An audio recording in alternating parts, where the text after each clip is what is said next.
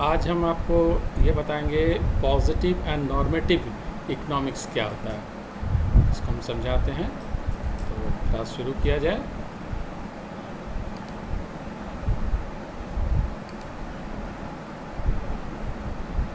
पहले हम लोग लेते हैं पॉजिटिव इकोनॉमिक्स। ये क्या होता है पॉजिटिव इकोनॉमिक्स? पहले पढ़ लें इसको। Positive economics deals with what is or how the economic problems facing a society are actually solved. It only answers what is, what was. मतलब जो भी इकोनॉमिक प्रॉब्लम रहा होगा, जो भी डिसीजन लिया गया होगा, क्या डिसीजन लिया गया, क्या हुआ, ये इसमें डील किया जाता है। क्या था, क्या हुआ, इस तरह से। In positive economics, we study human decisions as facts which can be verified with actual data. इसको आप वेरीफाई कर सकते हैं। ये एक्चुअल डेटा होता है। अगर उसका डेटा हम लोग कलेक्ट करें तो इसका जवाब हम लोग को एक्चुअल मिल सकता है कि ये हुआ था, कितना हुआ, कैसे हुआ, वो हमारे सामने रहेगा, उसको हम लोग वेरीफाई कर सकते हैं। इसका एग्जाम्पल के तौर से हम लोग इसको ले सकते हैं। जैसे India is the second largest populated country of the world. अब ये इसको अगर वेरीफाई करना है तो आप पॉपुलेशन डिफरेंट कंट्रीज़ का ले लीजिए, तो खुद पता लग जाएगा कि सही कहा जा रहा है या नहीं। इसको आप वेरीफाई कर सकते हैं। फिर prices have been rising in India.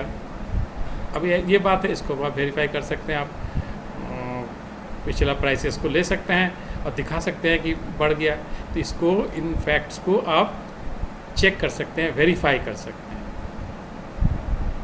अब आता है नॉर्मेटिव इकोनॉमिक्स। इसमें क्या होता है? Normative economics deals with what ought to be or how the economic problem should be solved. इसमें सजेशंस होता है कि ये करना चाहिए, क्या किया गया, ये नहीं, ये ऐसा होना चाहिए, ऐसा होता तो ज़्यादा अच्छा है। इस तरह के सजेशंस इसमें होते हैं। That part of economics which deals with normative statements is called normative economics. तो normative statements का मतलब वही सजेशंस जिसमें रहता है। इस तरह का जो चीज़ें आती है इकोनॉमिक्स में, उसको हम लोग कहते हैं कि ये नॉर्मेटिव इकोनॉमिक्स है। इसका एग्जांपल जैसे minimum wages should be guaranteed by the government in all economic activities. तो ये एक सजेशन है कि जो मिनिमम वेज है वो वेजेस जो है मिनिमम एक होना चाहिए, गारंटीड होना चाहिए कि हाँ इतना सबको मिलना चाहिए। तो ये देखिए सजेशन है। तो इसमें हमने बताया था कि सजेशंस टाइप का रहता है। India should not take loans from foreign countries. तो इंडिया को फॉरेन कंट्री से लोन नहीं लेना चाहिए, लेकिन ये एक सजेशन ही है। तो ये इकोनॉमिक सजेशंस जो है, तो इसमें नॉर्मेटिव इकोनॉमिक्स में आपको इस तरह का मिलेगा। अब हम लोग देखते हैं इसका डिफरेंस एक्चुअली क्या है। Difference between positive economics and normative economics. एक कुछ पॉइंट्स हम लेके आपको दिखा देते हैं। इनको एक टेबल के रूप में आप बना सकते हैं और स्टडी कर सकते हैं। तो लेट अस सी। तो पहला पॉइंट है बेसिस आप बना लीजिए। पॉजिटिव इकोनॉमिक्स जैसे यहाँ पे है और नॉर्मेटिव इकोनॉमिक्स। एक तरफ पॉजिटिव इकोनॉमिक्स बताएंगे, एक तरफ नॉर्मेटिव। पहले तो मीनिंग वाइज लेते हैं, इसके मीनिंग में क्या फ़र्क है। तो it deals with what is और how the economic problems are actually solve. तो कैसे इस पिछले पास्ट में प्रॉब्लम्स को सॉल्व किया गया, ये इसमें मिलता है।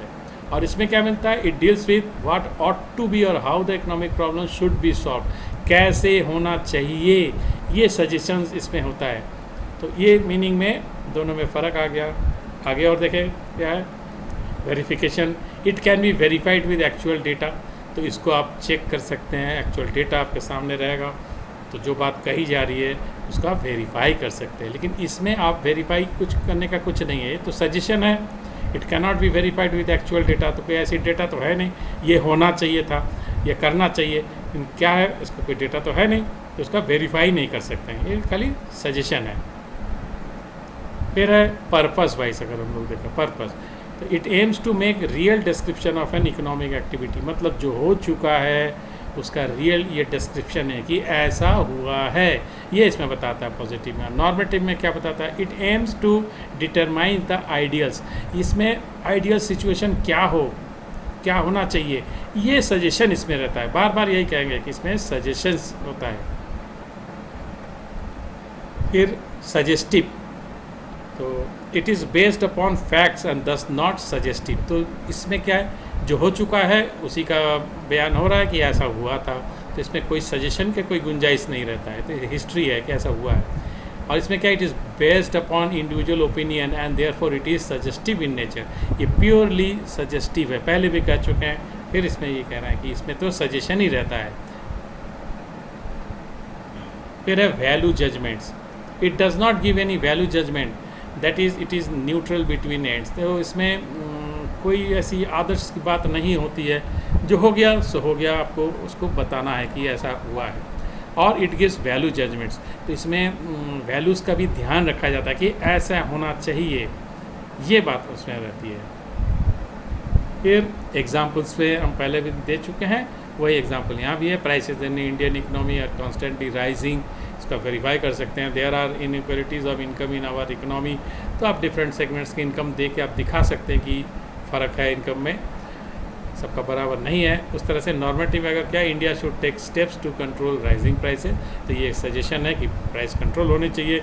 Income inequalities should be reduced, ये जो इनइक्वालिटी है ये कम होना चाहिए, इस तरह का सजेशन है। तो ये सब इसको एग्जाम्पल के तौर पे आप दिखा सकते हैं। तो इसी के साथ ये क्लास समाप्ति पर है। आशा है कि समझ में आ गया होगा। Thank you.